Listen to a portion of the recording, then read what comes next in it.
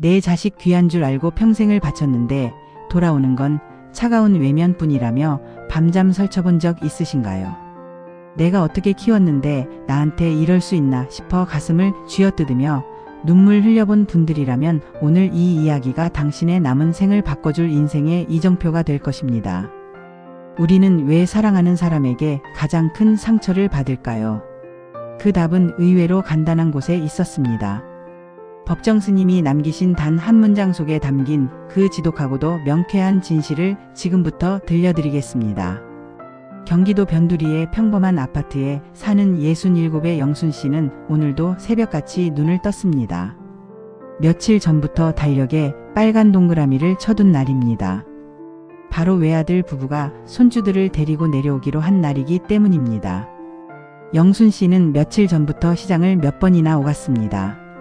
아들이 좋아하는 갈비찜을 재우고 며느리가 좋아하는 나물들을 무치느라 무릎이 쑤시는 줄도 몰랐습니다. 손주들이 좋아하는 비싼 딸기도 한 바구니 가득 씻어두었습니다. 영순 씨의 마음은 이미 아들 네 가족이 도착해 왁자지껄하게 웃고 떠드는 거실 풍경으로 가득 차 있었습니다. 사실 영순 씨는 요즘 마음이 조금 허했습니다.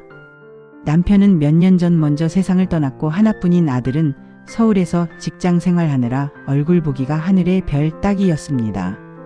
가끔 걸려오는 전화도 5분을 넘기지 못했습니다. 그래서 이번 방문에 거는 기대가 남달랐습니다. 아들이 오면 그동안 못다 한 이야기도 나누고 며느리에게는 고생 많다는 위로도 듣고 싶었습니다. 무엇보다 내가 이렇게 정성껏 준비했으니 다들 감동하며 역시 우리 어머니가 최고라는 말을 해주길 바랐습니다. 정오가 지나 드디어 초인종 소리가 울렸습니다. 영순 씨는 버선발로 나가 아들 가족을 맞이했습니다. 그런데 들어오는 아들의 표정이 영 밝지 않습니다. 며느리는 오자마자 스마트폰만 들여다보고 있고 아이들은 좁은 거실이 답답하다며 투덜댑니다. 영순 씨는 애써 웃으며 준비한 음식을 차려냈습니다. 하지만 아들은 입맛이 없다며 갈비찜 한 점을 깨작거리다 맙니다. 며느리는 요즘 다이어트 중이라며 나물만 몇 젓가락 집어먹더니 이내 배가 부르다고 숟가락을 놓습니다. 식탁 위에는 침묵이 흘렀습니다. 영순 씨는 서운함이 몽글몽글 올라왔습니다. 내가 이걸 준비하느라 얼마나 고생했는데 맛있게 먹어주는 사람 하나 없으니 속이 상했습니다. 아들에게 회사 일은 어떠냐고 물었지만 아들은 그냥 그렇죠 뭐라는 짧은 대답뿐입니다. 며느리에게 애들 키우기 힘들지 않냐고 말을 건네도 요즘 다 이렇게 키워요라는 건조한 답변만 돌아옵니다. 영순 씨가 기대했던 화기애애한 대화는 어디에도 없었습니다. 겨우 1시간이나 지났을까요? 아들이 시계를 보더니 갑자기 일어섭니다. 장모님이 갑자기 편찮으시다고 해서 바로 처가에 가봐야 할 것 같다는 겁니다. 영순 씨는 가슴이 철렁 내려앉았습니다.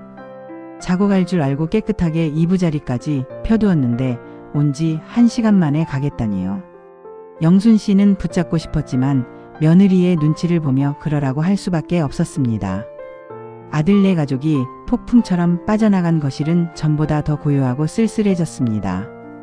남겨진 음식들을 정리하며 영순 씨의 눈에 결국 눈물이 맺혔습니다. 내가 어떻게 지들을 키웠는데 나를 이렇게 대접하나 싶은 배신감이 몰려왔습니다. 자식 놈 키워봐야 다 소용없다는 옛말이 하나 틀린 게 없었습니다. 억울하고 분해서 가슴이 답답해져 왔습니다. 식탁을 닦던 영순 씨의 시선이 거실 구석에 놓인 낡은 책 한 권에 머물렀습니다. 오래전 남편이 좋아해서 서재에 꽂아두었던 법정 스님의 수필집이었습니다. 무심코 책장을 넘기던 영순 씨의 손이 한 구절 앞에서 멈췄습니다. 기대가 없으면 괴로움도 없다는 문장이었습니다. 영순 씨는 멍하니 그 문장을 읽고 또 읽었습니다. 스님은 말씀하셨습니다. 우리가 괴로운 이유는 상대를 사랑해서가 아니라 내가 준 만큼 받아내고 싶은 거래의 마음 때문이라고요. 영순 씨는 뒤통수를 한 대 얻어맞은 기분이었습니다. 아들에게 차려준 갈비찜은 순수한 사랑이 아니라 내가 이만큼 했으니 너도 나에게 이만큼 해줘야 한다는 보이지 않는 청구서였던 셈입니다. 영순 씨는 곰곰이 생각해 보았습니다. 만약 오늘 내가 아무런 기대를 하지 않았다면 어땠을까?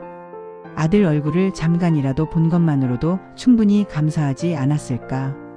며느리가 나물을 몇 점 먹어준 것만으로도 기쁘지 않았을까? 내가 미리 짜놓은 각본에 가족들이 맞춰주길 바랐기 때문에 그 각본에서 어긋나는 모든 순간이 고통이 되었던 것입니다. 괴로움의 원인은 아들의 무심함이 아니라 영순 씨 마음속에 웅크리고 있던 거대한 기대치였습니다.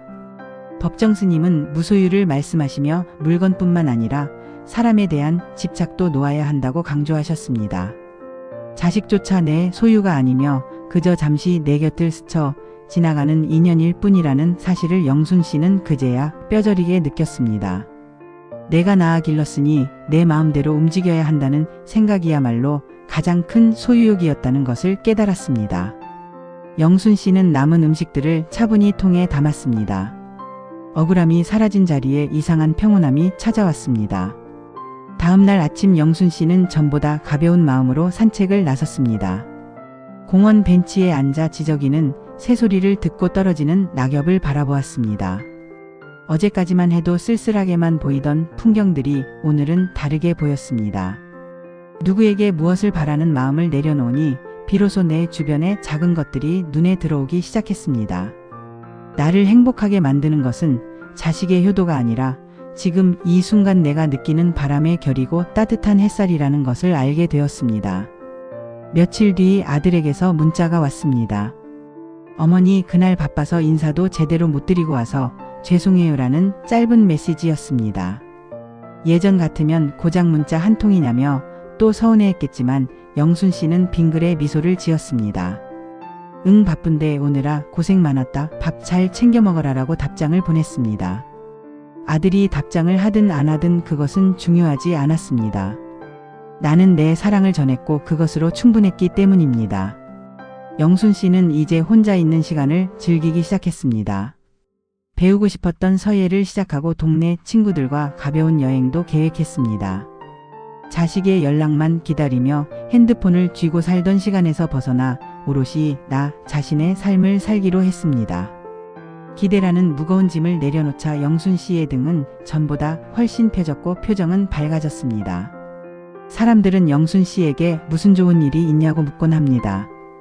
그럴 때마다 영순 씨는 그저 웃으며 대답합니다. 마음을 비우니 세상이 가득 차네요 라고 말입니다. 당신도 혹시 누군가에게 서운한 마음이 들어 밤잠을 설치고 계신가요? 내가 이만큼 해줬는데 왜 몰라줄까 싶어 원망스러운 마음이 드시나요? 그렇다면 지금 당장 당신의 마음속에 있는 청구서를 찢어버리세요. 법정 스님이 말씀하신 대로 기대를 비워낸 자리에야 비로소 진정한 평온이 깃들 수 있습니다. 자식도 배우자도 친구도 당신의 기대를 채워주기 위해 존재하는 사람들이 아닙니다. 그들을 있는 그대로 인정하고 당신은 당신의 삶을 사랑하세요. 창밖으로 해가 지고 있습니다. 영순 씨는 찻잔을 들고 노을을 바라봅니다. 내일은 또 어떤 하루가 펼쳐질지 알 수 없지만 이제 영순 씨는 두렵지 않습니다.